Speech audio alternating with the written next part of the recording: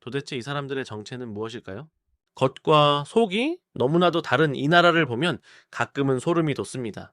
민간인의 총기 소유를 전 세계에서 가장 엄격하게 금지하는 나라, 하지만 동시에 국민 수백만 명이 언제든 즉각 정밀 사격 능력을 발휘할 수 있는 나라 말입니다. 평소에는 그저 조용하고 성실한 시민들이지만 단 한 번 스위치가 켜지는 순간 인간 병기로 돌변하는 이 기묘한 집단.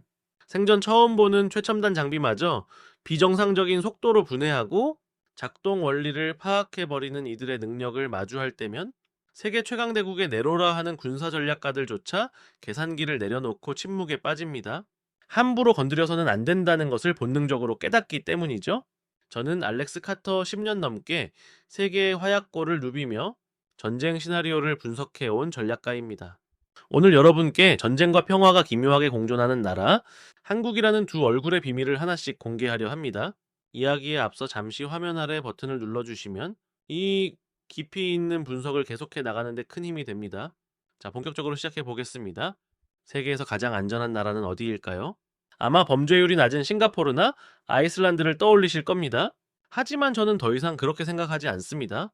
범죄로부터 안전한 것과 전쟁이라는 거대한 폭풍으로부터 안전한 것은 전혀 다른 차원의 이야기니까요. 그렇다면 전쟁에서 가장 강한 나라는 어디일까요? 당연히 모두가 미국을 꼽을 겁니다. 천문학적인 국방 예산과 세계 최강의 전투기, 그리고 인류를 몇 번이고 멸망시킬 수 있는 핵무기를 보유한 나라니까요.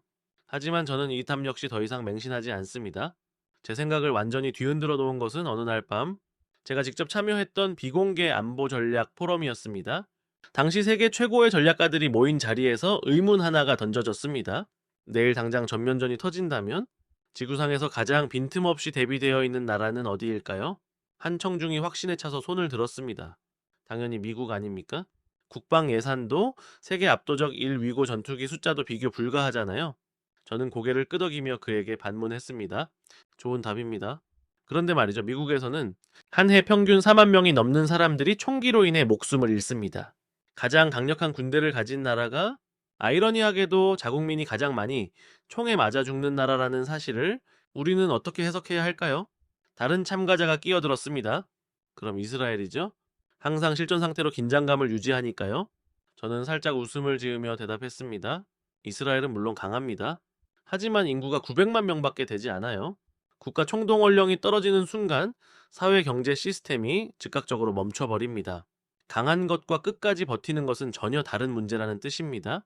저는 다시 제 견해를 보탰습니다. 스위스는 어떻습니까? 국토 전체가 요새고 알프스 아래 비밀 벙커가 수백 개나 있다고 들었습니다. 방어는 견고하죠. 하지만 그건 자기 영토 안에서만 버티는 고립형 방어일 뿐입니다. 전면전을 끝까지 끌고 갈 체급은 아니에요. 저는 그 자리에 모인 전문가들을 한번 둘러보며 진실을 말했습니다.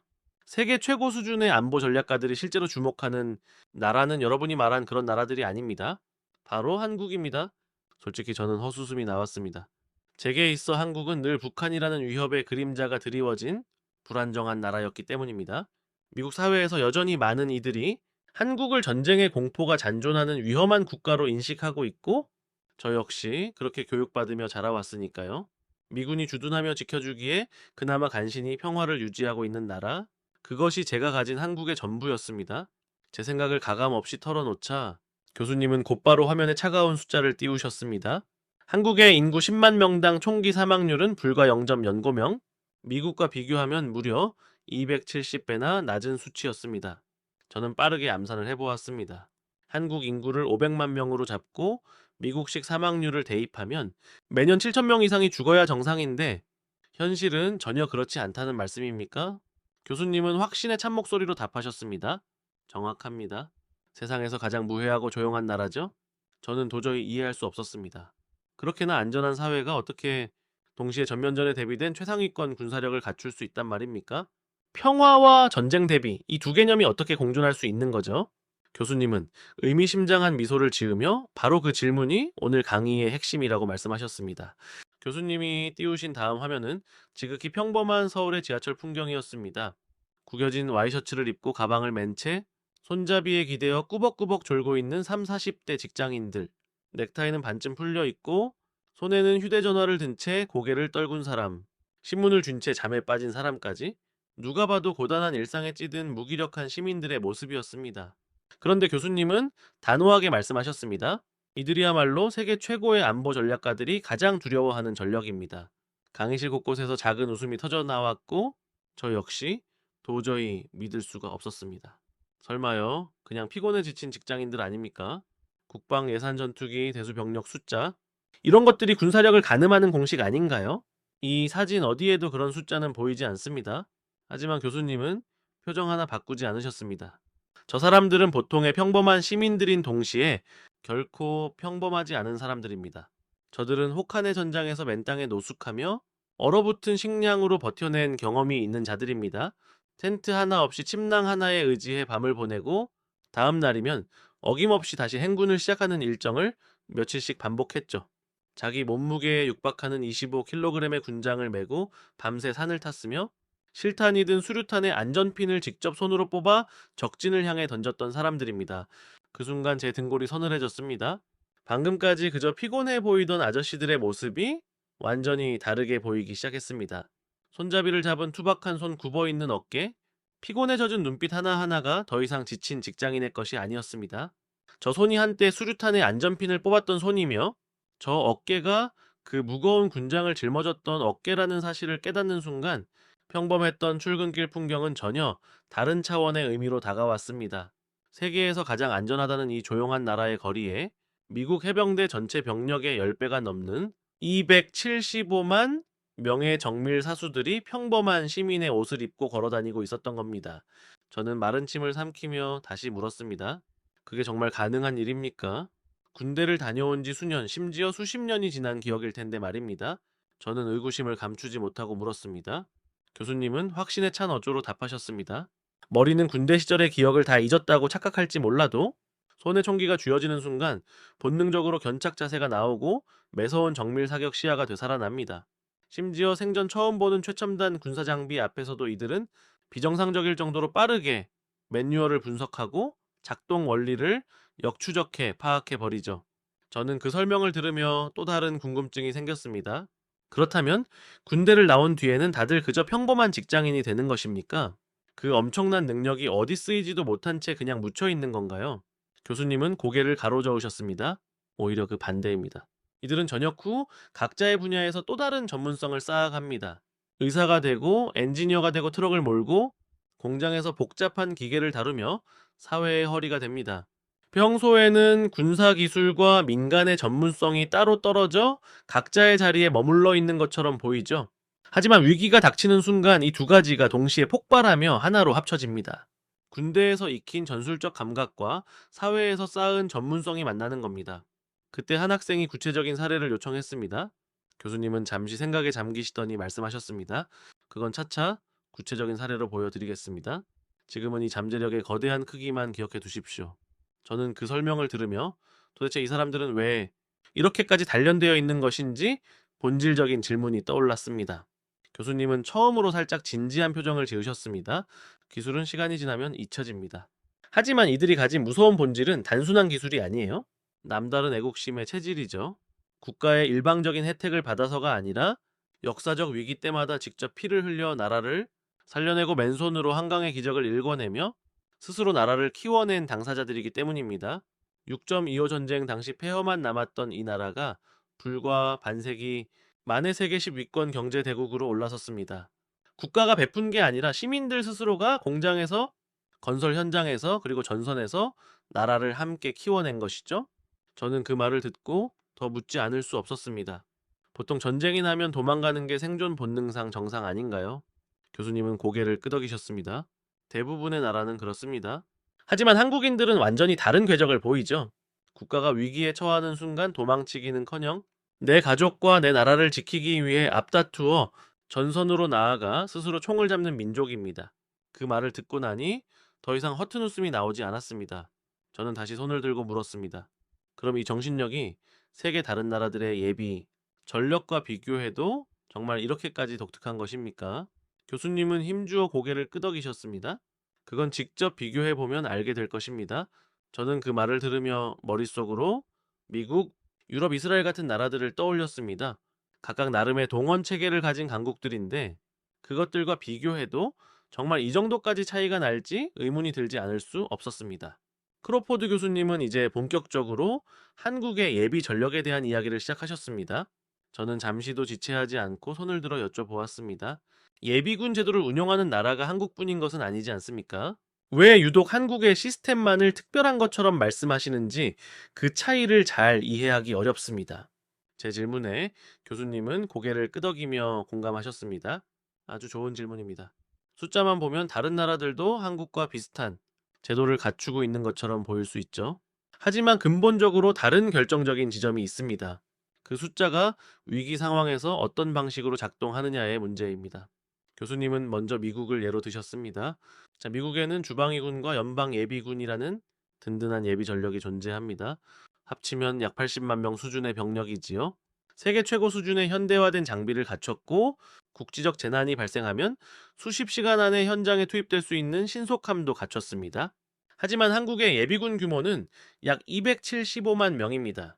미국 해병대 전체 현역 병력의 배가 넘는 압도적인 숫자죠. 저는 그 엄청난 격차에 놀라지 않을 수 없었습니다. 그렇다면 단순히 숫자만 큰 것입니까? 아니면 운영 방식 자체가 다른 것입니까? 교수님은 단호하게 둘 다라고 답하셨습니다. 미국 예비군의 핵심 임무는 본토 총동원이 아닙니다. 해외 파병을 지원하거나 국내 재난에 대응하는 데 초점이 맞춰진, 말하자면은 파트타임 군인 구조에 가깝습니다. 평소에는 완전히 민간인으로 살아가기 때문에 전면전이 터지면 부대를 다시 편성하고 현장에 투입되기까지 반드시 물리적인 시간이 필요합니다. 허리케인이 닥치거나 해외 병력을 보강해야 할 때 소집되는 구조이지 본토에서 전면전이 발발했을 때 즉시 전선으로 투입되는 구조가 아니라는 겁니다. 그때 다른 학생이 물었습니다. 그렇다면 한국의 예비군은 그 시간 차이가 없다는 말씀이십니까? 교수님은 정확히 짚었다며 고개를 끄덕이셨습니다. 한국은 강제 징병제를 통해 본토 방어와 즉각적인 전면전 대응에 모든 초점을 맞춘 나라입니다.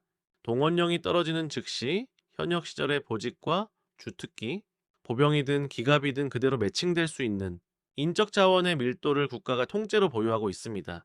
미국의 예비군은 다시 만들어야 하는 군대라면 한국의 예비군은 이미 완성되어 있는 군대를 잠시 옷만 갈아입혀 놓은 상태인 것이죠. 저는 그 비유가 매우 인상적이었습니다. 교수님은 이어 유럽으로 화제를 옮기셨습니다. 영국에는 육군 예비군이, 프랑스에는 작전 예비군이라는 조직이 있습니다. 이름만 보면 매우 정교한 시스템처럼 보이지만 결정적인 문제는 그 규모와 인프라가 너무 줄어들었다는 점입니다.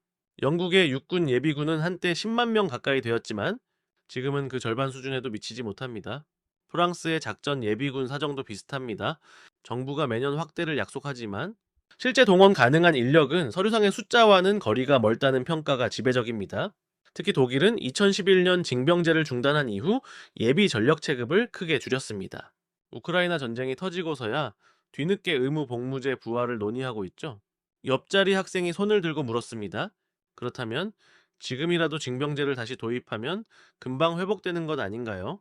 교수님은 고개를 강하게 가로저으셨습니다. 그것이 가장 큰 오해입니다. 군대라는 건 제도 하나만 살린다고 작동하는 시스템이 아닙니다. 훈련장과 행정 통지 시스템, 그리고 그 시스템을 직접 운영해 본 경험이 있는 인력까지 한꺼번에 살아있어야 돌아갑니다. 독일은 이미 그 모든 기반을 해체했기 때문에 인프라 공백이라는 거대한 벽에 부딪히고 있는 것이죠. 법을 다시 만드는 데는 몇 달이면 충분하겠지만 그 법을 실제로 작동시킬 사람과 장소를 복원하는 데는 수십 년이 걸릴 수도 있습니다. 훈련교관 행정, 인력 막사와 사격장까지 그 모든 것이 한꺼번에 사라졌으니까요. 저는 그 대목에서 묘한 기분을 느꼈습니다. 같은 동맹국인데도 누구는 한 번도 끊지 않고 체계를 이어왔고 누구는 끊었던 줄을 다시 이으려고 필사적으로 안간힘을 쓰고 있다는 사실이 선명하게 대비되었기 때문입니다. 같은 동맹국인데도 누구는 한 번도 끊김없이 체계를 이어왔고 누구는 이미 끊어버린 줄을 다시 잇기 위해 안간힘을 쓰고 있다는 사실이 선명하게 대비되었습니다. 교수님은 말씀을 이어가셨습니다. 한국은 분단이라는 특수한 상황 때문에 수백만 명 규모의 동원, 인프라와 훈련 체계를 단 한 번도 멈추지 않고 고도화해 왔습니다. 이것이야말로 정말 무서운 전략 자산입니다. 교수님은 이번에는 이스라엘 이야기를 꺼내셨습니다. 전 국민 징병제와 상시적인 실전 경험을 통해 동원력의 끝판왕이라 불리는 나라죠. 그런데 총인구 900만 명인 이스라엘이 유사시 약 36만 명의 예비군을 소집하는 순간 노동 인구의 공백으로 인해 사회 전반과 경제 시스템이 즉각 마비됩니다. 실제로 큰 분쟁이 터질 때마다 가게들이 문을 닫고 공장 가동률이 급락하며 항공편이 줄줄이 취소되는 일이 반복되죠. 동원 속도는 빠르지만 체급 자체의 한계가 명확한 것입니다. 저는 그 말을 듣고 자연스럽게 한국은 어떨지 궁금해졌습니다. 한국이라면은 대규모 동원령이 내려져도 국가 기능이 멈추지 않습니다. 세계 최고 수준의 제조업 기반을 갖추고 있기 때문에 전방에서 수백만 명이 소집되어 싸우는 동안에도 후방의 대형 공장들은 멈추지 않고 군수 물자를 계속 생산하고 보급할 수 있죠. 이스라엘과 비교하면은 압도적인 배후지 역량의 격차입니다. 저는 그 설명을 들으며 단순히 병력 숫자만으로는 설명되지 않는 훨씬 더 깊은 구조적 차이가 있다는 것을 절감했습니다. 교수님은 마지막으로 스위스를 언급하셨습니다. 국토 전체가 요새화되어 있고 전 국민이 집에 총기를 보관하는 나라로 유명하죠. 스위스의 포병과 방공 체계는 훌륭하지만 그들의 전략은 영토 안으로 들어온 적을 막아내는 철저한 고립형 방어에 특화되어 있습니다. 반면 한국은 단순한 방어를 넘어 입체적인 군수 보급망과 대규모 화력전, 첨단 과학화까지 상정한 종심 깊은 전면전을 수행할 수 있도록 예비 전력을 다변화된 목적으로 훈련시키죠. 저는 그 순간 미국, 유럽, 이스라엘, 스위스를 하나씩 떠올려 보았습니다. 각자 강점은 있지만 누구도 한국이 가진 이 조합을 똑같이 갖추고 있지는 않았습니다. 저는 다시 손을 들고 물었습니다. 그럼 이 네 나라의 강점을 다 합쳐놓은 것이 한국이라고 봐도 됩니까? 교수님이 살짝 웃으셨습니다. 비슷하지만 그것만으로는 다 설명이 안 됩니다. 진짜 역설은 숫자나 제도가 아니라 바로 사람에게 있거든요. 교수님이 잠시 목소리를 낮추셨습니다. 지금 한국 사회의 허리를 지탱하는 50대에서 60대 이상의 장년층 예비역들을 보세요. 이들은 과거 30개월이 넘는 복무 기간 동안 실제 전쟁의 위협이 코앞까지 닥쳤던 냉정위에 거친 야전 훈련을 온몸으로 통과한 세대입니다. 체력만 보면은 지금의 젊은 현역들을 따라갈 수 없겠지만 이들이 가진 건 단순한 체력이 아닙니다. 저는 그 말의 의미가 궁금해서 다시 물었습니다. 그럼 어떤 의미에서 더 강하다는 겁니까? 교수님이 천천히 말씀하셨습니다. 이들은 실전의 공포가 진짜였던 시절을 몸으로 통과했죠. 그리고 지금도 정말 전쟁이 난다면 젊은 세대 대신 자신들이 먼저 나서서 싸우겠다라고 말하는 사람들이 줄을 잇습니다. 누가 시켜서가 아니라 스스로요. 다른 나라들이 수조 원의 예산을 쏟아부어도 절대 복제할 수 없는 자산이 바로 이것입니다. 저는 다시 물었습니다. 그게 단순한 구호 같은 게 아니라 실제로 그렇게 행동한다는 말씀이신가요? 맞습니다. 자식이나 손자 세대를 전쟁터로 보내는 대신 본인들이 먼저 가겠다고 나서는 정서가 분명히 존재하죠. 이건 명령으로 만들어지는 게 아니라 평생을 통해 다져진 마음입니다. 그리고 이 마음은 단순히 한 세대만의 특이한 현상이 아닙니다. 그 위세대로 올라가면 더 혹독한 시대에 풍파를 온몸으로 통과해낸 분들이 계셨고 그분들의 강인한 마음이 지금의 세대로 고스란히 이어져 내려온 것이니까요. 저는 그 말씀을 들으며 강의실 풍경을 다시 한번 둘러보았습니다.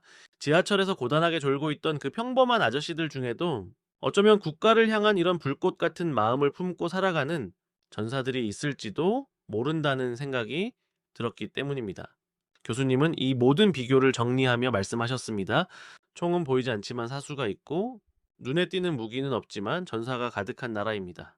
그리고 그 전사들이 국가적 위기 앞에서 가장 먼저 손을 들고 나서는 나라죠. 이 거대하고 요새화된 동원의 체질은 도대체 어디서부터 시작된 것일까요?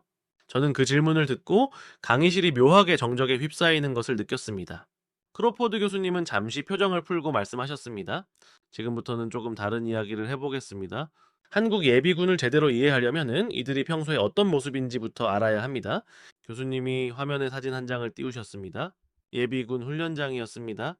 그런데 그 모습이 참 기이했습니다. 훈련을 받으러 온 사람들이 하나같이 풀밭에 늘어져 있었죠. 모자를 눈까지 푹 눌러쓰고 나무 그늘에 누워 졸고 있는 사람도 있었고 훈련 중인데도 느릿느릿 걸으며 영혼이 빠져나간 듯한 표정을 짓는 사람들도 있었습니다. 군복은 대충 걸쳐 입었고 단추 하나가 풀려 있어도 신경 쓰는 사람이 없었죠. 누가 봐도 군대라기보다는 야유회에 가까운 분위기였습니다. 저는 그 사진을 보면서 고개를 갸웃거렸습니다. 이게 정말 세계가 두려워한다는 그 예비군이 맞습니까? 너무나 무기력해 보입니다. 교수님은 웃으셨습니다. 바로 그게 한국 예비군의 가장 무서운 위장입니다. 이들은 군 생활에 산전수전을 다 겪고 전역한 베테랑들입니다. 한국군에는 말년병장이라는 표현이 있죠. 부대에서 가장 노련하고 모든 요령을 다 아는 최고참을 뜻합니다. 예비군은 바로 그 말년병장들이 모인 집단입니다. 그런데 이들을 통제하는 건 갓 입대한 어린 조교들이죠. 산전수전 다 겪은 베테랑들이 자신보다 한참 어린 조교의 통제를 받으니 자연스럽게 몸이 늘어지는 겁니다. 독일 학생이 물었습니다. 그렇게 군기가 빠진 사람들이 실제 상황에서 제대로 움직일 수 있습니까? 그 정도로 느슨한 집단이 전투력을 발휘한다는 게 믿기지 않습니다. 교수님은 고개를 끄덕이셨습니다. 그게 바로 핵심이죠. 평소에는 한없이 늘어져 있다가도 평가 사격에서 조기 퇴소 같은 보상이 걸리는 순간 이들은 완전히 돌변합니다. 방금 전까지 누워있던 사람들이 총을 쥐는 순간 분석관들이 당황할 정도의 놀라운 명중률을 찍어내죠. 잡모를 파는 작업도 마찬가지입니다. 시켜도 안 움직이던 사람들이 퇴소가 걸리면 누가 지시하지 않아도 즉흥적으로 분업과 교대가 돌아가며 현역보다 빠르게 진지를 완성해 버립니다. 저는 그 말을 들으며 어쩐지 헛웃음이 났습니다. 마치 스위치가 있는 사람들 같군요. 평소에는 꺼져 있다가 필요할 때만 켜지는 것이죠. 교수님은 정확한 비유라고 말씀하셨습니다. 평소에 그 무기력함은 능력이 없어서가 아니라 굳이 힘을 쓸 이유가 없을 뿐인 거죠. 필요가 사라지면 다시 꺼지고 필요가 생기면 즉시 켜집니다. 그리고 그 스위치는 전쟁터에서만 켜지는 게 아닙니다. 교수님이 화면을 바꾸셨습니다. 2005년 미국을 강타한 허리케인 카트리나 당시 세계 최고의 장비를 갖춘 미국 주방위군이 동원되었지만 소집부터 투입까지 며칠이 걸렸습니다. 그 공백 사이 도시는 약탈과 혼란에 빠졌고 세계 최강국의 재난 대응 시스템이 무너졌다는 비판이 쏟아졌죠. 장비가 부족해서가 아니었습니다. 평시엔 민간인으로 살다가 위기 때 조직을 갖추는 그 과정에 물리적 시간이 걸린 겁니다. 그런데 2년 뒤 한국에서 정반대의 일이 벌어졌습니다. 2007년 태안 앞바다에서 사상 최악의 기름 유출 사고라는 생태계 대재앙이 터졌을 때 지휘 명령도 공식 조직도 없는 상태에서 수많은 자원봉사자들이 스스로 모여들기 시작했습니다. 그 자원봉사자들의 수는 결국 123만 명에 달했습니다. 이 기록은 훗날 유네스코 세계기록 유산으로까지 등재되었습니다. 인도 출신의 한 학생이 의아한 듯 물었습니다. 100만 명이 넘는 사람들이 중앙 통제도 없이 모이면 오히려 큰 혼란이 생기는 것 아닙니까? 지휘 체계도 없이 그 많은 인원이 도대체 어떻게 작동할 수 있습니까? 교수님은 담담하게 말씀하셨습니다. 상식적으로는 그래야 정상이지요. 그런데 이들은 현장에 도착하자마자 누가 시키지도 않았는데 스스로 구역을 나누고 작업을 분담하며 물자의 흐름을 통제하기 시작했습니다. 양동이가 부족하면은 알아서 교대로 쓰고 한 구역이 끝나면 다음 라인으로 자연스럽게 이동했죠. 굳은 날씨 속에서도 하루에 수만 명씩 전국에서 버스를 타고 몰려들었습니다. 외신들은 그 광경을 보고 마치 거대한 군사 작전이 펼쳐지는 것 같다라고 표현했죠. 저는 그 장면이 머릿속에 생생하게 그려졌습니다. 하지만 한편으로는 이런 생각도 들었습니다. 그것이 정말 군 복무 경험과 연결되는 것입니까? 그냥 한국 사람들이 원래 성실하고 당열을 잘하는 국민성 때문일 수도 있지 않습니까? 아주 좋은 반문입니다. 하지만 단순한 성실함만으로는 그 즉각적인 조직화를 설명할 수 없죠. 작업을 쪼개고 혼란 속에서 본능적으로 자기 역할을 찾고 무질서 속에서 질서를 창조해내는 능력, 이것은 수년간의 군 복무를 통해 몸에 각인된 절차 능력입니다. 누가 명령을 내리길 기다리는 것이 아니라 스스로 판단해서 움직이는 습관인 것이죠. 한국 남성 대부분이 공유하는 이 감각이 평시에는 자원봉사 현장에서 발현되고 전시에는 그대로 야전 진지 구축과 보급망 유지로 치환되는 것입니다. 그제야 저는 풀밭에 늘어져 졸고 있던 그 예비군들이 완전히 다르게 보이기 시작했습니다. 무기력해 보였던 그 모습이 사실은 언제든 켜질 수 있는 거대한 잠재력이 잠시 휴지기에 들어간 상태였던 것이죠. 미국은 세계 최고의 장비를 갖추고도 조직을 다시 재건하는 데 며칠이 걸렸는데 한국은 장비도 명령도 없이 100만 명이 스스로 완벽한 조직을 만들어냈다는 사실이 생각할수록 소름 돋았습니다. 하지만 한 가지 근원적인 의문이 떠올랐습니다. 도대체 이런 체질은 어디서 온 것입니까? 단순히 몇 년의 군 복무만으로 이렇게까지 깊이 몸에 새겨질 수 있는 건가요? 다른 징병제 국가들도 많은데 왜 유독 한국에서만 이런 현상이 나타나는 거죠? 교수님은 천천히 고개를 가로저으셨습니다. 아주 날카로운 질문입니다.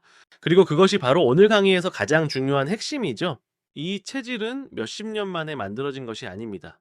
이 땅에서 수천 년 동안 반복되고 또 반복되며 뼈와 세포에 새겨진 것이니까요. 저는 그 다음 이야기가 무엇인지 너무나 궁금해졌습니다. 크로포드 교수님은 한반도 지도를 화면에 띄우셨습니다. 이 지형을 보세요. 사면이 바다로 막혀 있고 오직 북쪽 통로만 대륙의 강대국들과 이어져 있습니다. 저는 그 지도를 보면서 손을 들었습니다. 지형만 보면 오히려 방어하기 좋은 모양 같은데요.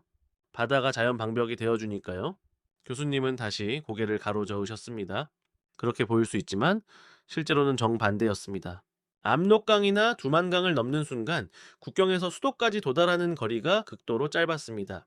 다른 대륙 국가들은 국경이 뚫려도 종심에서 전력을 재정비할 시간이 있죠. 러시아가 나폴레옹의 군대를 맞았을 때처럼 끝없이 후퇴하면서 적의 보급선을 늘리고 혹독한 겨울을 기다리는 전략이 가능합니다. 중국도 마찬가지로 대륙의 깊숙한 내륙으로 후퇴하며 적을 소모시키는 전략이 수천 년 역사에서 반복되었죠. 하지만 이 땅은 그런 여유가 처음부터 없었습니다. 압록강에서 평양까지의 거리를 지도에서 재보세요. 현대 군대의 기동 속도로는 며칠이면 수도가 위협받는 거리입니다. 정규 상비군만으로는 대륙에서 밀려오는 수천만 인구의 파상 공세를 절대로 막아낼 수 없는 구조였어요. 그래서 이 땅의 선조들이 찾아낸 생존의 답은 사회 전체를 하나의 거대한 군대로 만드는 것이었습니다. 인도 출신의 한 학생이 손을 들었습니다. 하지만 비슷한 지형적 조건을 가진 나라들이 세계에 여럿 있는데 모두 그런 시스템을 만들어낸 것은 아니지 않습니까? 지형이 이유라면은 다른 나라들도 같은 선택을 했어야 하는 거 아닌가요? 교수님은 고개를 끄덕이셨습니다. 날카로운 지적입니다. 지형은 조건이지 결과가 아닙니다. 똑같은 조건에서도 어떤 나라는 굴복했고 어떤 나라는 다른 강대국의 속국이 되는 길을 택했습니다. 하지만 고구려가 달랐던 점은 그 가혹한 조건 속에서도 굴복 대신 끝까지 싸우는 쪽을 선택했고 그 선택을 무려 1000년 가까이 유지할 수 있는 구체적인 시스템을 만들어냈다는 겁니다. 의지만 있다고 되는 게 아니죠. 그 의지를 뒷받침할 인적 인프라를 실제로 설계하고 유지했다는 것이 핵심입니다. 교수님은 화면을 넘기셨습니다. 그 시스템의 핵심, 바로 경당이었습니다. 전국 방방곡곡에 세워진 교육기관이었죠. 흔히 고구려의 군사력을 떠올리면 철갑으로 무장한 개마무사, 그 화려한 기병대만을 생각합니다. 하지만 고구려 군사력의 진짜 비밀은 그 기병대 뒤에 숨어 있었습니다. 저는 처음 듣는 명칭이었습니다. 경당이 단순한 훈련 기관이었다면 당시 다른 나라들도 비슷한 걸 운영하지 않았습니까? 무엇이 그리 특별했기에 세계를 놀라게 한 것입니까? 교수님은 차이는 대상에 있었다라고 말씀하셨습니다. 평민 청년들이 모이는 곳이었거든요. 귀족이나 기병들만의 전유물이 아니었습니다. 이곳에서 청년들은 평소에 글을 읽고 학문을 닦으면서 동시에 활쏘기와 말타기, 소부대 단위의 전술 훈련도 일상처럼 수행했습니다. 이 땅에서 자라난 평범한 청년 모두가 대상이었습니다. 단순히 칼을 휘두르는 법을 배우는 게 아닙니다. 소부대가 어떻게 움직여야 하는지, 어떤 지형에서 어떻게 포위망을 짜야 하는지, 신호에 어떻게 반응해야 하는지를 몸에 각인시켰죠. 오늘날의 언어로 표현하자면 평시의 교육과 전시의 예비군 훈련을 하나의 시스템으로 통합한 것입니다. 세계 역사상 가장 정교한 예비전력 육성 시스템 중 하나라고 해도 과언이 아닙니다. 옆자리 독일 학생이 끼어들었습니다. 하지만 농민들이 활을 좀 쏠 줄 안다고 해서 실전 경험이 풍부한 정규 군인을 상대할 수 있다는 건 너무 낙관적인 해석 아닙니까? 전투 경험이 없는 민간인과 직업 군인 사이의 격차는 이론만으로는 물 수 없는 것 아닙니까? 교수님은 살짝 웃음을 지으셨습니다. 바로 그 의심을 풀어줄 사건이 역사 속에 있습니다. 서기 612년으로 가보겠습니다. 강의실안이 순식간에 조용해졌습니다. 수나라의 양제가 고구려를 침공했습니다. 수나라는 오랫동안 분열되어 있던 중국 대륙을 통일한 제국이었습니다. 통일된 막강한 국력을 바탕으로 동아시아 전체를 자신의 질서 아래 두려 했고 그 앞에 굴복하지 않는 고구려가 눈엣 가시였던 거죠. 동원한 군대가 정규 전투병만 113만 명, 보급 부대까지 합치면 무려 300만 명에 육박하는 규모였습니다. 인류 역사상 이 정도 규모의 원정군은 그전에도 그 이후로도 쉽게 찾아보기 힘든 수치입니다. 그런데 수나라 군대가 압록강을 넘는 순간부터 이상한 일이 벌어졌습니다. 들판에 아무것도 없었던 겁니다. 경당에서 단련된 고구려 백성들은 수나라 군대가 국경을 넘었다는 소식이 전해지는 즉시 들판의 모든 곡식을 불태우고 우물을 메웠습니다. 가축도 몰고 농기구도 챙겨서 미리 준비된 산성으로 일사불란하게 대피했죠. 수백만 명이 움직이는 대군이 가장 두려워하는 것은 적의 화살이 아닙니다. 바로 보급의 차단이죠. 드넓은 한반도 땅, 어디에서도 단 한 톨의 곡식조차 구할 수억 개 된 수나라 군대는 그 순간부터 시계가 돌아가기 시작한 겁니다. 이 전술이 놀라운 이유가 있습니다. 국가가 일일이 명령을 내려서가 아니었습니다. 경당에서 몸에 익힌 약속대로 백성 스스로가 각자의 자리에서 해야 할 일을 알고 움직인 것입니다. 명령이 없어도, 지휘관이 곁에 없어도 전국 곳곳에서 동시에 같은 행동이 벌어졌습니다. 이게 바로 오늘날 예비군 시스템의 가장 오래된 원형입니다. 저는 그 대목에서 손을 들었습니다. 그렇다면은 수나라는 처음부터 식량을 충분히 들고 왔을 텐데 그게 한계에 달할 때까지 버티면 되는 것 아닙니까? 교수님은 고개를 끄덕이셨습니다. 양제도 그 문제를 알고 있었습니다.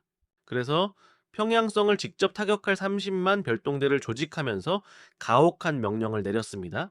무기와 갑옷 외에 100일치 군량까지 도합 450kg에 달하는 무게를 스스로 짊어지고 행군하라는 거였죠. 군법도 살벌했습니다. 무겁다고 군량을 기대버리는 자는 즉시 목을 베겠다고 했으니까요. 저는 그 말을 듣고 저도 모르게 헛웃음이 나왔습니다. 그 무게를 짊어지고 산악 행군을 한다는 것은 사실상 죽으라는 명령이나 다름없지 않습니까? 교수님, 역시 씁쓸하게 웃으셨습니다. 맞습니다. 그리고 수나라 병사들도 그 사실을 너무나 잘 알고 있었죠. 그래서 그들이 선택한 것은 스스로의 자멸이었습니다.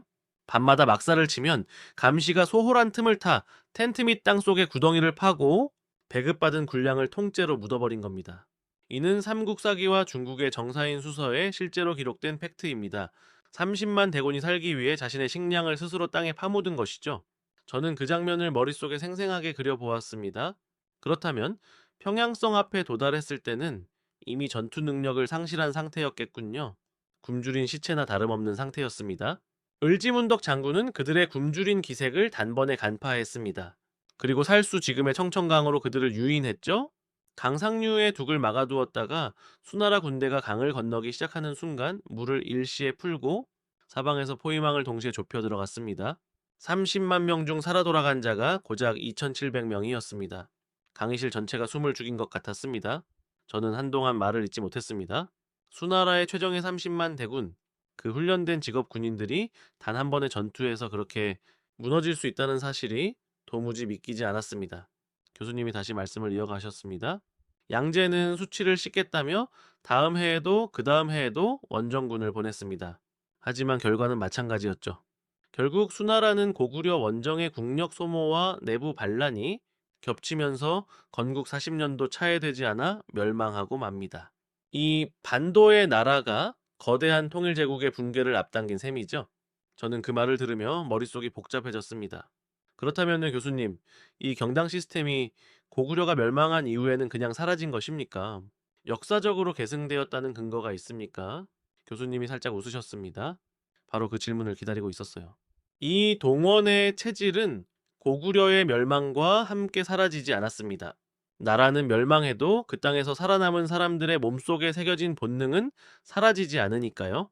평시에는 유순하게 생업에 종사하다가도 국가적 위기가 선포되면 그 감각을 단숨에 켜고 전장으로 뛰어드는 이 체질은 세포 속에 각인된 듯 다음 세대로 고스란히 이어졌습니다. 칭기즈칸의 몽골 제국마저 경악하게 만들었던 고려의 30만 농민 예비 전력으로 말이지요. 저는 그 다음 이야기가 무엇인지 너무나 궁금해졌습니다.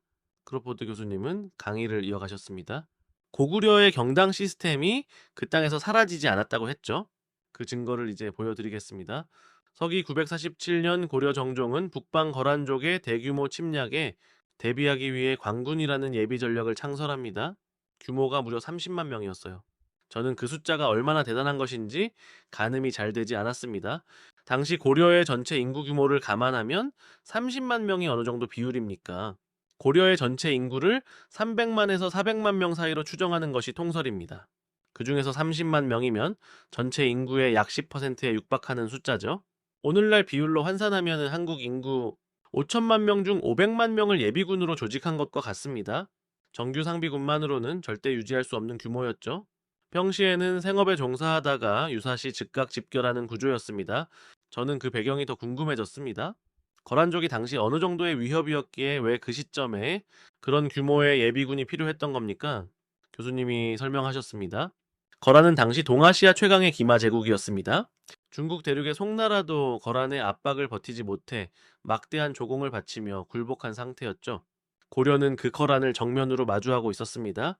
거란은 고려에도 굴복을 요구했고 고려가 이를 거부하자 전면 침공을 준비하고 있었어요. 서희 장군의 외교 담판으로 일시적 위기를 모면했지만 그게 전쟁을 막아주는 영구적인 해답이 될 수 없다는 건 누구나 알고 있었지요. 정종은 외교가 아닌 군사력으로 답을 만들어야 한다고 판단한 겁니다. 인도 출신의 한 학생이 손을 들었습니다. 그 규모 자체가 인상적이기는 하지만 농민들을 단순히 숫자로만 동원하는 것은 어느 시대, 어느 나라나 해왔던 방식 아닙니까? 고려 관군만이 가진 특별한 점이 정말 무엇인지 궁금합니다. 교수님은 빙그레 웃으며 고개를 끄덕이셨습니다. 바로 그 지점이 핵심입니다. 관군이 다른 나라의 단순 징집과 근본적으로 달랐던 점은 바로 편성 방식에 있었습니다. 신분이나 계급으로 나눈 것이 아니라 평시에 무슨 일을 하던 사람이냐를 기준으로 보직을 배정한 것이죠. 교수님은 구체적인 사례를 들어 설명하셨습니다. 평소 쇠를 두드리던 대장장이는 소집 즉시 병기창으로 배치되었습니다. 무기 제작과 수리를 전담했죠. 전시에 화살촉 하나, 창날 하나가 부족해서 전투를 수행하지 못하는 상황이 승패를 갈랐는데 이들이 그 치명적인 공백을 완벽히 메운 겁니다. 나무를 다루던 목수들은 공병부대로 전환되어 파괴된 성벽을 보수하고 공성무기를 만들어냈습니다. 전국의 물류와 시장을 꿰뚫고 있던 상인들은 군수 보급과 수송 노선을 관리했죠. 어느 길이 빠르고 어느 길이 막히는지, 어디서 물자를 구할 수 있는지를 이미 몸으로 알고 있는 사람들이었으니까요. 농민들은 전시에 현지 군량 조달과 병참 공급을 전담하여 정규군의 가장 치명적인 약점인 보급 문제를 즉각적으로 해결했습니다. 저는 그 설명을 들으면서 흩어져 있던 퍼즐 조각이 비로소 하나로 맞춰지는 듯한 전율을 느꼈습니다. 독일 학생이 끼어들었습니다. 하지만 대장장이가 무기를 만들고 목수가 성벽을 고치는 것은 어느 시대나 있었던 일 아닙니까? 그게 그 군사 시스템으로서 특별히 더 높게 평가받을 만한 이유가 있습니까? 교수님은 잠시 말씀을 멈추고 강의실을 둘러보셨습니다. 차이는 설계에 있습니다. 다른 나라들은 전쟁이 터지면 그저 사람들을 긁어모아 임시로 배치하기 바빴습니다. 하지만 고려는 달랐죠. 평시부터 이미 그 사람이 전시의 어느 부대의 어느 보직에 배치될지가 정해져 있었습니다. 소집 즉시 별도의 재교육 없이 즉각 현장에 투입될 수 있는 구조였던 겁니다. 전시에 처음 만난 사람들끼리 즉흥적으로 짜 맞추는 게 아니라 이미 서로의 역할을 완벽히 이해하고 있는 사람들이 각자의 자리로 들어가는 것이죠. 다시 말해 민간 경제 인프라 전체가 군사작전의 일부로 사전에 설계되어 있었던 겁니다. 이건 단순한 징집이 아니라 사회 시스템 자체를 전시체제로 완벽하게 설계해 놓은 것입니다. 저는 그 설명을 듣고 나니 전투부대 편성은 어떻게 이루어졌는지 더욱 궁금해졌습니다. 보급과 공병만 그렇게 운용한 것입니까? 아니면 전투 병력도 같은 방식이었습니까? 교수님이 말씀하셨습니다. 전투 병력도 마찬가지였습니다. 평소 말을 잘 다루던 마부나 목동들은 기병 특수부대인 별무반의 핵심 자원으로 편입되었죠. 말을 평생 다루며 살아온 사람과 군에 입대해서 처음 말을 배우는 사람의 차이는 어마어마합니다. 사냥을 하거나 활을 잘 쏘던 사수들은 저격 궁수부대로 배치되었고 험준한 산악 지형에서 약초를 캐거나 사냥을 하던 이들은 산악 전투부대로 정밀 배치되었습니다. 그 지형을 손바닥처럼 아는 사람이 산악전에 투입되는 것이니 이미 몸에 익은 기술이 그대로 강력한 전투 화력이 되는 겁니다. 별도의 교육 비용도 긴 훈련 기간도 필요 없었죠. 저는 그 대목에서 저도 모르게 감탄사가 나왔습니다. 프랑스 출신 학생이 다시 손을 들었습니다. 하지만 이 시스템에도 분명한 한계가 있지 않습니까? 전문 전투 훈련을 받은 정규 군인과 비교했을 때 민간인의 직업적 기술이 전장에서 통할 수 있는 건 보조적인 역할에 국한되는 것 아닙니까? 실제 전투에서 관군이 정규군과 대등하게 싸웠다는 증거가 있습니까? 교수님은 매우 중요한 지적이라며 말씀하셨습니다. 관군의 역할은 단순히 정규군을 보조하는 수준이 아니었습니다. 전쟁의 승패를 가르는 건 전투 그 자체가 전부가 아니니까요. 보급이 끊기면 아무리 강한 정규군도 싸울 수 없습니다. 성벽이 무너지면은 아무리 강한 군사라도 버틸 곳이 없죠. 관군은 그 치명적인 약점들을 전부 틀어막은 것입니다. 정규군이 싸우는 동안 무기가 끊임없이 공급되고 무너진 성벽이 즉각 복구되며 군량이 현지에서 조달되는 구조였죠. 전투 능력의 단순 합산이 아니라 전쟁을 지속할 수 있는 총체적 역량을 갖춘 것입니다. 이 시스템이 실제 전쟁에서 어떻게 작동했는지 보여주는 구체적인 사례가 있습니까? 과연 실전 검증이 된 것인지 궁금합니다. 교수님은 고개를 끄덕이셨습니다. 광군이 창설된 지 불과 수십 년 후, 거란은 실제로 고려를 세 차례에 걸쳐 침공했습니다. 그중 가장 규모가 컸던 두 번째 침공에서 거란은 40만 대군을 몰아 고려의 수도 개경을 점령하는 데까지 성공했죠. 하지만 고려는 무너지지 않았습니다. 광군이 전국 각지에서 거랑운의 보급로를 끊고 후방을 집요하게 교란하는 동안 강감찬 장군이 이끄는 정규군이 거란의 퇴각로를 차단했기 때문입니다. 그 유명한 구주대첩에서 거랑군은 괴멸에 가까운 손실을 입고 물러났죠. 직업을 가진 평범한 사람들이 각자의 위치에서 자신의 역할을 훌륭히 수행해낸 결과였습니다. 저는 그 말을 듣고 이전에 배웠던 내용이 뇌리를 스쳤습니다. 수나라 30만 대군이 무너진 이유도 결국 보급 문제 때문이었지 않습니까?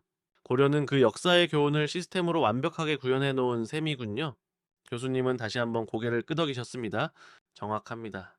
고구려가 청야전술로 수나라의 보급을 끊어 승리했던 것처럼 고려는 자기 자신의 보급로가 절대로 끊기지 않는 구조를 설계한 것이죠. 외부의 공격을 막아내는 동시에 내부의 보급망을 유지하는 이 두 가지 과제를 동시에 해결한 시스템이었습니다. 저는 교수님의 설명을 들으며 한 가지 생각이 머릿속을 떠나지 않았습니다. 이 시스템이 오늘날 한국의 예비군 제도와 구조적으로 매우 닮아 있다는 게 결코 우연이 아닐 것 같다는 생각 말입니다. 실제로 역사적 연결고리가 있습니까? 아니면 독립적으로 발전한 것입니까? 교수님은 잠시 생각에 잠기시더니 입을 여셨습니다. 연결고리가 분명히 존재합니다. 오늘날 한국의 예비군 제도에서 평소 덤프트럭을 몰던 기사가 전시 공병부대의 중장비 사수가 되고 병원 방사선사가 의무 예비군으로 즉각 치환되며 IT 엔지니어가 사이버 전술 요원으로 활약하는 구조는 바로 이 광군의 직업연동 메커니즘과 정확히 일치합니다. 천년의 세월이 흘렀지만 작동 방식은 동일합니다. 평시의 전문성이 곧 전시의 화력이 되는 것이죠. 고려는 이미 천년 전에 현대 예비군이 도달한 설계 수준에 도달해 있었던 겁니다. 강의실은 한동안 정적에 휩싸였습니다. 저는 그 침묵 속에서 묘한 전율을 느꼈습니다. 하지만 저는 다시 궁금증이 생겼습니다. 교수님, 이 관군 시스템은 국가가 건재할 때 가능한 이야기 아닙니까? 만약 국가통제본부 자체가 완전히 무너진다면 이 시스템도 함께 붕괴하는 것 아닐까요? 교수님은 천천히 고개를 가로저으셨습니다. 그게 바로 이 민족이 가진 가장 무서운 본질입니다. 국가통제본부가 완전히 소멸해버리는 인류 역사상 가장 절망적인 위기 속에서도 백성 스스로 군대를 조직해내는 유전자가 있었습니다. 그 이야기를 지금부터 해드리죠. 저는 그 말을 듣고 다음 이야기를 기다리지 않을 수 없었습니다. 크로포드 교수님은 말씀을 이어가셨습니다. 지금까지 살펴본 시스템들은 모두 국가가 살아있을 때의 이야기였습니다. 경당도 관군도 국가가 설계하고 운영한 시스템이었죠. 그런데 만약 국가 자체가 사라진다면 어떻게 될까요? 지휘 본부도 없고 예산도 없고 명령을 내릴 사람조차 없는 상황이 된다면요. 저는 그 질문의 무게를 절감하며 대답했습니다. 당연히 무너지는 것 아닙니까? 시스템은 그것을 운영할 주체가 있어야 작동하는 법이니까요. 교수님은 다시 고개를 저으셨습니다. 일반적으로는 그렇죠. 그런데 이 민족은 달랐습니다. 교수님이 화면을 바꾸셨습니다. 1592년 일본의 실력자 도요토미 히데요시가 20만 대군을 이끌고 한반도를 침공했습니다. 조선의 정규 방어선은 단 수주 만에 무력하게 붕괴되었죠. 왜군은 파죽지세로 북상했고 왕은 도성을 버리고 북쪽 국경 근처 의주로 피난을 떠났습니다. 명령을 내릴 조정도 군대를 움직일 국고도 사실상 완전히 마비된 상태였죠. 국가 기능이 통째로 멈춰버린 것입니다. 독일 학생이 물었습니다. 그 상황이라면 백성들도 도망치거나 항복하는 것이 합리적인 선택 아닙니까? 싸울 이유도 싸울 수단도 없는 상태잖아요.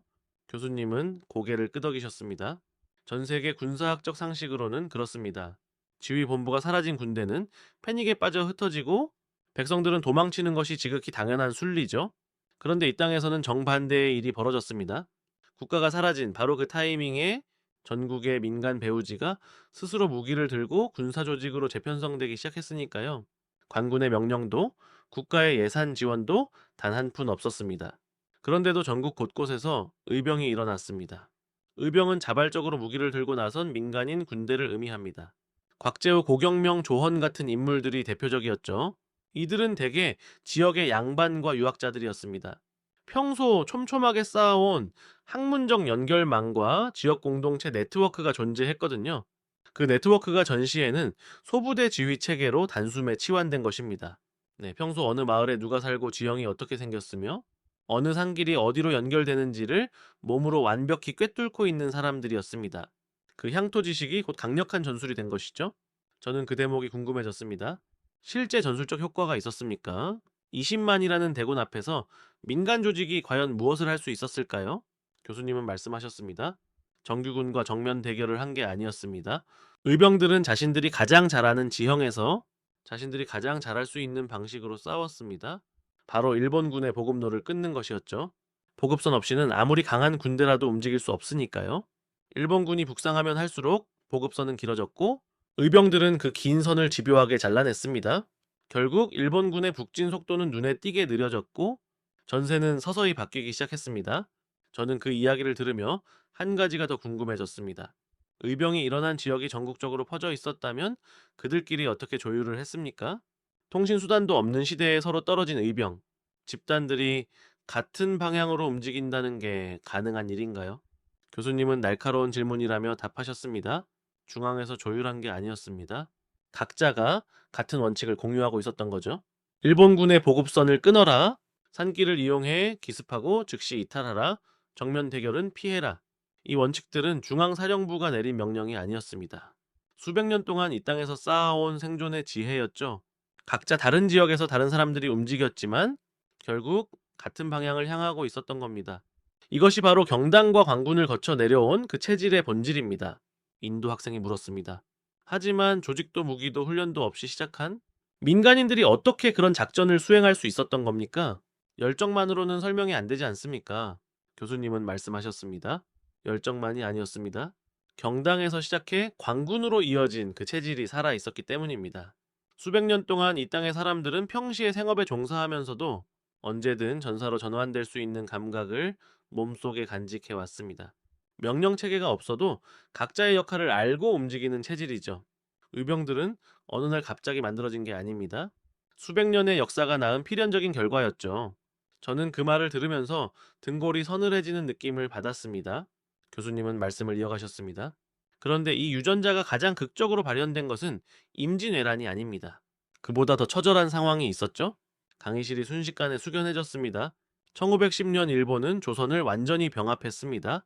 나라 자체가 지도에서 지워진 것이죠. 정식 군대도 강제로 해산당했고 무기를 모을 국고도 완전히 몰수되었습니다. 임진왜란 때는 그래도 나라라는 존재가 있었습니다. 도망친 왕이라도 있었고 명나라의 지원군이라도 왔죠. 그런데 이번엔 달랐습니다. 국가가 완전히 증발한 상태에서 싸워야 했습니다. 저는 그 상황이 얼마나 절망적이었을지 상상조차 되지 않았습니다. 도대체 어디서 싸움을 시작할 수 있었던 겁니까? 나라도 없고 군대도 없고 무기도 없는 상태에서 뭘 할 수 있었던 건가요? 교수님은 말씀하셨습니다. 그게 이 역사에서 가장 놀라운 지점입니다. 선조들은 중국과 러시아 접경 지역인 간도와 연해주라는 척박한 타양으로 넘어갔습니다. 낮에는 거친 땅을 일구고 농사를 지어 그 수익으로 군자금을 마련했습니다. 밤에는 총을 들고 스스로를 정예군대로 단련시켰죠. 국가의 보급 시스템이 100% 증발한 상태에서 민간인 스스로가 군대의 재원과 훈련, 보급을 자발적으로 해결해낸 것입니다. 세계 독립운동사에서 이런 형태는 찾아보기 힘듭니다. 프랑스 학생이 물었습니다. 그렇다면 그렇게 열악한 환경에서 훈련된 군대가 실제로 일본 정규군을 상대로 싸울 수 있는 수준이 되었습니까? 훈련의 질이 문제 아니었나요? 교수님은 봉고동 전투와 청산리 전투를 보면 답이 명확해진다라고 말씀하셨습니다. 1920년 독립군은 불과 2달 사이에 일본 정규군을 상대로 연속적인 대승을 거두었습니다. 본고동에서는 일본군 수백 명을 사살하고 1000명 이상에게 부상을 입혔죠. 청산리에서는 열흘에 걸친 전투 끝에 일본군 1200명 이상을 사살하는 엄청난 전과를 올렸습니다. 낮에는 농사를 짓고 밤에는 총을 잡던 사람들이 이루어낸 결과였습니다. 국가도 없고 예산도 없고 그 어떤 배후도 없는 상태에서 말입니다. 저는 그 숫자를 듣고 한동안 아무 말도 할 수 없었습니다. 낮에는 농민이고 밤에는 군인이었다는 사실이 단순한 비유가 아니라 말 그대로의 현실이었다는 겁니까? 교수님은 고개를 끄덕이셨습니다. 말 그대로의 현실이었습니다. 이들에게 나라를 되찾겠다는 것은 구호가 아니었습니다. 매일의 삶 그 자체였죠. 낮에 흘린 땀이 밤에 잡은 총의 재원이 되었습니다. 국가가 없어도 명령이 없어도 예산이 없어도 이들은 스스로 군대를 만들고 유지했습니다. 저는 다시 물었습니다. 그런데 교수님, 그게 단순히 그 시대 사람들의 특별한 의지 때문이었던 것은 아닐까요? 우리가 앞서 배운 시스템과 연결되는 겁니까? 아니면 별개의 이야기입니까?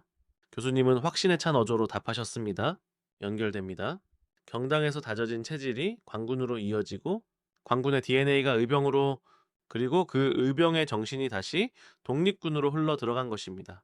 제도는 바뀌고 나라도 바뀌었지만 위기 앞에서 스스로 전사로 각성하는 이 체질만큼은 단 한 세대도 끊기지 않고 이어져 왔습니다. 명령이 없어도 예산이 없어도 국가가 없어도 스스로 작동하는 유전자죠. 이것이 다른 나라의 그 어떤 예비군 시스템과도 근본적으로 다른 지점입니다. 저는 그 말을 들으며 지금까지 들어온 모든 이야기가 하나의 거대한 줄기로 연결되는 전율을 느꼈습니다. 강의실이 잠시 정적에 휩싸이자 교수님이 다시 입을 여셨습니다. 그리고 이 무서운 체질은 현대에도 고스란히 이어집니다.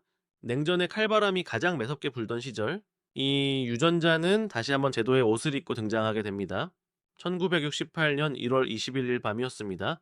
북한의 최전계 특수부대원 31명이 민간인 복장으로 위장한 채 휴전선을 뚫고 내려왔습니다. 이들의 목표는 단 하나, 당시 한국의 대통령이 집무하던 청와대를 기습하는 것이었습니다. 31명은 밤새 산을 타며 이동했습니다. 낮에는 숨고 밤에는 움직이는 방식으로 사흘 만에 서울 외곽까지 도달했죠. 민간인 복장이었기에 검문도 수월하게 피했습니다. 서울 도심 한복판까지 침투한 이들은 청와대 코앞 500m 지점까지 도달했습니다. 바로 그 지점에서 우리 군과 마주쳤고 서울 한복판에서 총격전이 벌어졌습니다. 저는 그 장면을 상상하며 등골이 서늘해졌습니다. 수도 한복판에서 총격전이라니요? 그것도 목표가 대통령 암살이었다는 겁니까? 교수님은 고개를 끄덕이셨습니다. 그것만이 아니었습니다. 총격전 끝에 생포된 공비가 있었습니다. 김신조라는 인물이었죠. 카메라 앞에서 그가 내뱉은 한마디가 한국 전체를 공포로 몰아넣었습니다. 박정희 모가지를 따러 왔수다. 강의실 안에 짧은 침묵이 흘렀습니다. 저 역시 그 발언의 무게를 느낄 수 있었습니다. 그러나 교수님은 말씀을 이어가셨습니다. 그게 끝이 아니었습니다. 이틀 뒤 또 다른 사건이 터졌습니다. 동해 공해상에서 작전 중이던 미군 정찰선 푸에블로가 북한에 의해 강제로 납북된 것입니다. 미군 정찰선이 통째로 납치된 사건이었죠. 미국의 분노는 즉각적이었습니다. 핵항공모함 엔터프라이즈호를 필두로 한 거대한 함대 전단이 동해로 급파되었습니다. 한반도는 세계대전 발발 직전에 극단적인 임계점까지 치달았습니다. 인도 학생이 물었습니다. 그 두 사건이 이틀 사이에 연달아 터진 것은 우연입니까? 아니면 북한이 의도적으로 설계한 도발이었습니까? 교수님은 안보 전문가들은 이를 의도적인 연계 도발로 본다고 답하셨습니다. 한미동맹을 최대한 혼란에 빠뜨리려는 계산이었다는 것이죠. 청와대 침투로 한국 내부를 공황 상태로 만들고 푸에블로호 납북으로 미국을 직접 자극해 동시에 두 방향에서 압박을 가하려는 전략이었습니다. 실제로 미국은 푸에블로 문제에 집중해야 했고 한국은 국내 안보 위기로 정신이 없었습니다. 그 두 달 사이 한반도의 긴장은 역사상 최고 수위였습니다. 청와대 침투로 한국 내부를 공황 상태로 몰아넣고 푸에블로호 납북으로 미국을 직접 자극하여 동시에 두 방향에서 압박을 가하는 치밀한 구조였습니다. 실제로 미국은 푸에블로호 문제에 집중해야 했고 한국은 국내 안보 위기로 정신이 없었습니다. 그 긴박했던 두 달 사이 한반도의 긴장은 역사상 최고 수위로 치솟았죠. 저는 그 시절을 직접 살아내야 했던 한국인들의 심정이 어땠을지 감히 상상조차 할 수 없었습니다. 그런데 교수님은 잠시 뜸을 들이시더니 이렇게 말씀하셨습니다. 그런데 이 사태가 한국에 남긴 가장 중요한 유산은 공포가 아니었습니다. 바로 이 사태가 촉발한 근본적인 질문이었죠. 30명의 특수부대원이 휴전선을 뚫고 수도 한복판까지 들어올 수 있다면 우리 후방은 도대체 얼마나 더 취약한 것인가? 정규 상비군만으로는 전국의 방대한 산길과 해안선을 물리적으로 모두 메우는 것이 불가능하다는 냉혹한 결론에 도달한 것입니다. 한반도는 삼면이 바다이고 산악 지형이 전국에 걸쳐 복잡하게 뻗어 있습니다. 단 31명의 침투조가 그 지형을 이용해 수도 코앞까지 도달했다는 사실이 모든 것을 증명했죠. 프랑스 출신 학생이 물었습니다. 그렇다면 정규군을 더 증원하거나 휴전선 경비를 강화하는 방향으로 가는 것이 더 자연스러운 대응 아닙니까? 왜 굳이 예비군이라는 선택을 했던 거죠? 교수님은 설명하셨습니다. 정규군을 무한정 늘리는 방식에는 명확한 한계가 있습니다. 비용도 문제지만 전국의 모든 산길과 해안선을 정규군으로만 무려면 현실적으로 불가능한 규모의 병력이 필요하니까요. 반면 예비군은 다릅니다. 각 지역에 사는 사람들이 자신이 사는 곳을 직접 지키는 구조이기 때문이죠. 그 지형을 가장 잘 아는 사람들이 그 지형에서 싸우는 것, 이것은 의병의 원리와 정확히 같습니다. 그래서 1968년 4월 1일 향토 예비군이 공식 창설됩니다. 슬로건도 명확했죠. 내 고장 내 직장은 내가 지킨다. 저는 그 슬로건을 듣는 순간 강한 기시감을 느꼈습니다. 임진왜란 당시 의병의 논리와 정확히 일치하지 않습니까? 수백 년 전의 시스템이 현대적인 제도로 다시 태어난 것이군요.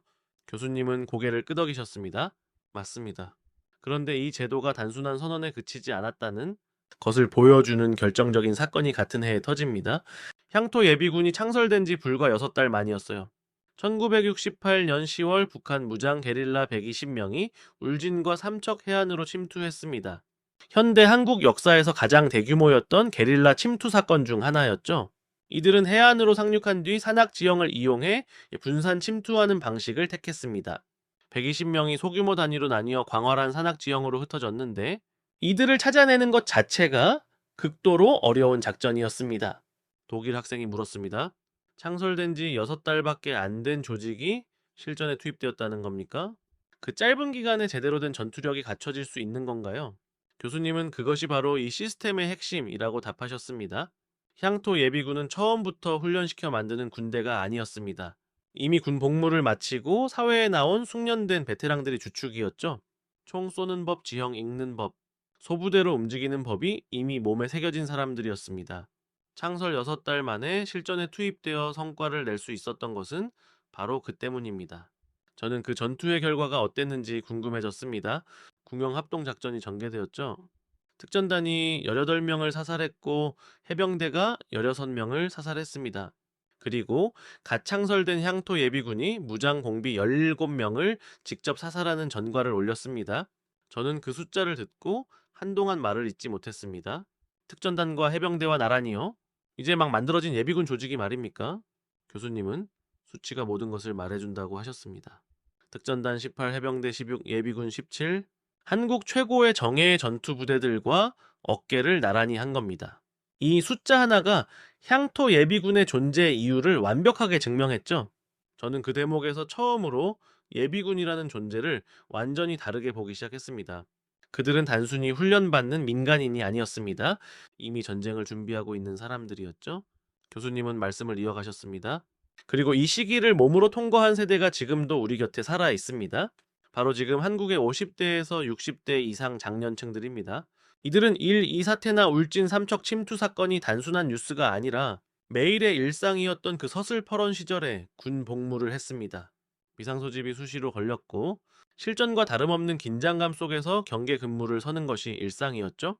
30개월 안팎의 복무 기간 내내 내일 당장 전면전이 터져도 이상하지 않다는 공포를 온몸으로 견뎌낸 사람들입니다. 인도 학생이 질문했습니다.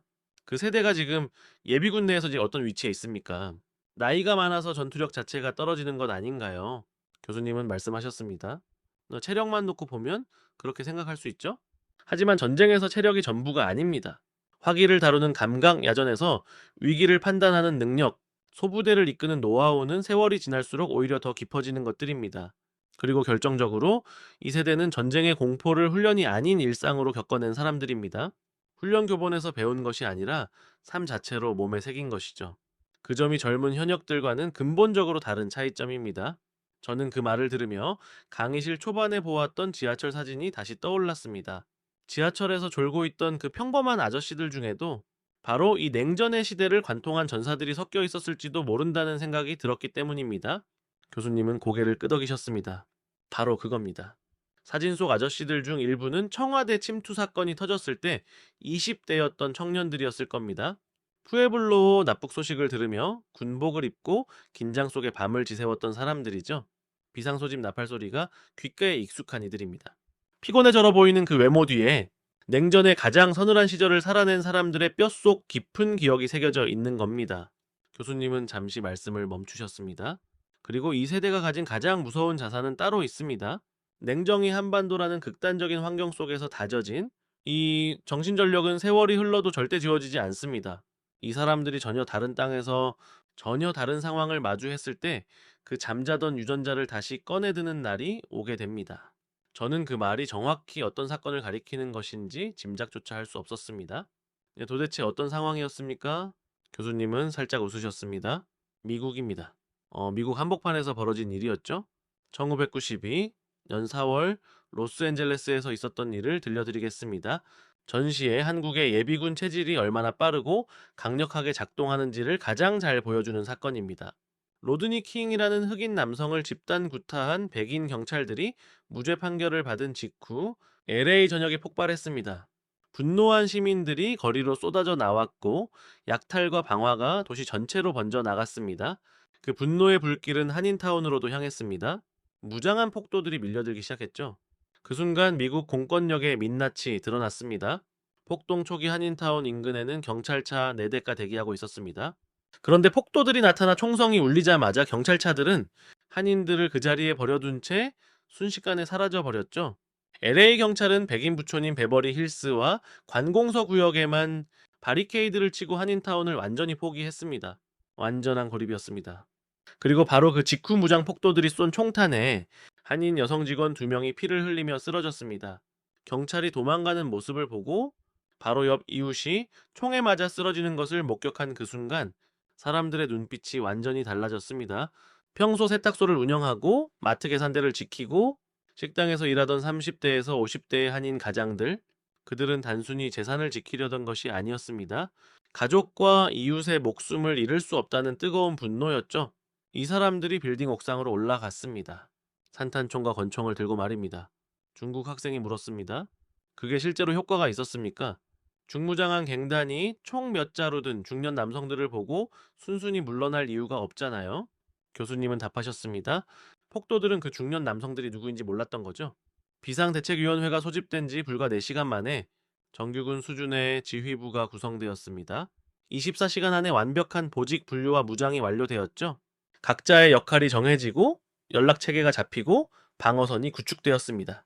옥상마다 시야가 트이는 사계를 선점하고 모래주머니로 엄폐물을 쌓아 올렸죠. 폭도들이 어느 골목으로 들어오더라도 사방에서 동시에 교차 사격이 가능하도록 설계된 방어 구조였습니다. 군사학적으로 킬박스라고 부르는 전술 공간을 만들어낸 것입니다. 폭도들이 어느 골목으로 들어오더라도 사방에서 동시에 교차 사격이 가능하도록 설계된 방어 구조였습니다.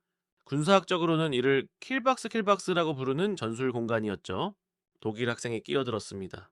민간인들이 불과 4시간 만에 그런 구조를 짰다는 게 도저히 믿기지 않습니다. 군사전술 교육을 받은 전문가들이 설계한 것 아닙니까? 교수님은 대답하셨습니다. 맞습니다. 설계한 사람들이 바로 전문가였기 때문이죠.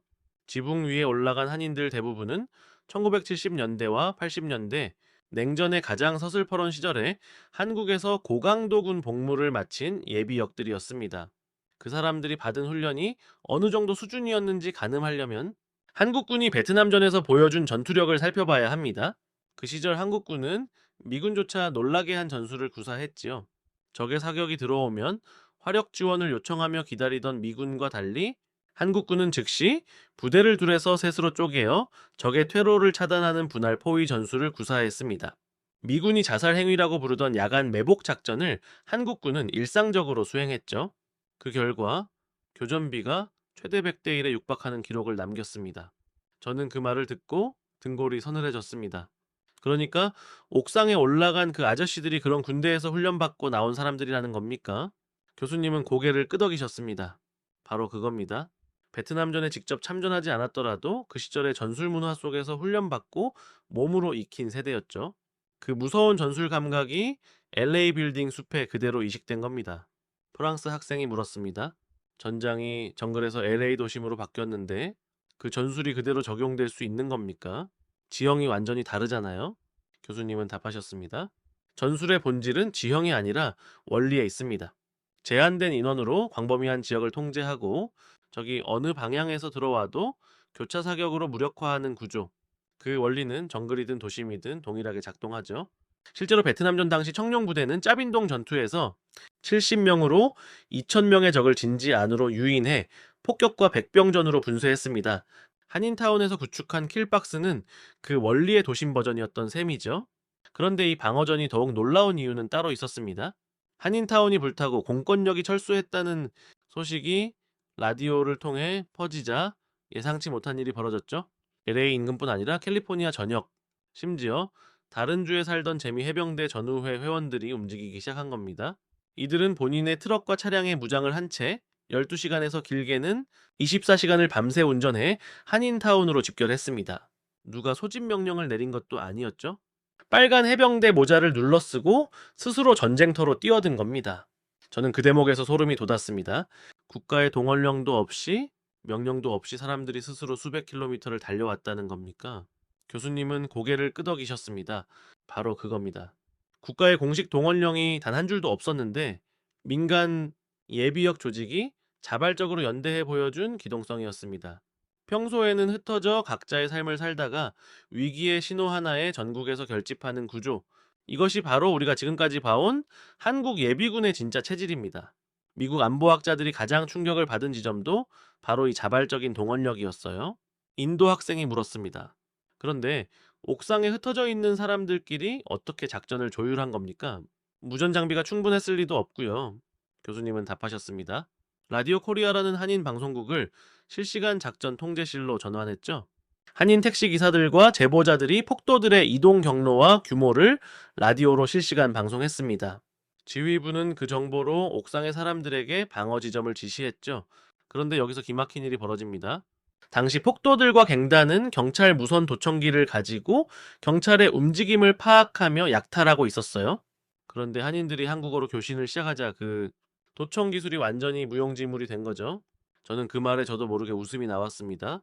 폭도들은 한국어를 전혀 알아들을 수 없으니까요. 교수님은 고개를 끄덕이셨습니다. 정확합니다. 사계 확보 완료. 후방 경계 철저 초소 배치 완료.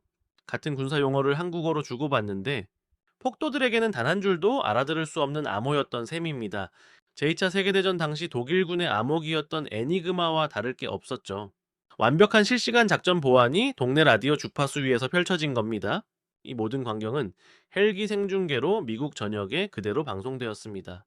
그리고 그 화면을 본 미국 언론들은 경악했죠. 미국 공중파 뉴스들은 한인들의 방어선을 보며 단순한 자경단이 아니라 고도로 훈련된 정규군의 작전을 보는 것 같다라고 보도했습니다. 단순히 총을 들고 서 있는 게 아니라 라디오 주파수로 실시간으로 아군을 기동시키고 건물 사이 교차 사격을 위한 엄폐진지를 정밀하게 구축하는 모습이었으니까요. 세탁소나 마트를 하던 평범한 아시아계 이민자들이 총을 쥐자마자 프로군인으로 돌변하는 모습은 미국인들에게 엄청난 충격이었습니다. 결국 한인타운은 지켜졌습니다. 중무장한 갱단과 폭도들이 진입을 시도했지만 옥상에서 뿜어져 나오는 위압감 앞에 멈춰 섰습니다. 단 한 발의 정밀 위협 사격에 폭도들은 진입을 포기하고 우회하기 시작했죠. 뒤늦게 투입된 미제7 보병사단 장성들이 한인타운의 방어선을 보고 남긴 말이 있습니다. 정규 특수부대가 와서 짠 것처럼 완벽한 방어선이라고요? 이것은 국방부 기록에 남아있는 실제 팩트입니다. 교수님은 말씀을 이어가셨습니다. 평소에는 이웃집 아저씨처럼 살아가지만 위기의 순간 그 몸속에 봉인되어 있던 전사의 체질이 켜지는 사람들, 화를 익힌 고구려 농민부터 밭을 갈다 소집된 살수의 예비군들, 광군의 대장장이와 목수들, 임진왜란의 의병들, 낮에는 농사짓고 밤에는 총을 잡던 독립군들, 그리고 냉정히의 한반도를 관통한 세대까지 그 모든 유전자가 1992 년 LA의 옥상 위에 그대로 올라가 있었던 겁니다.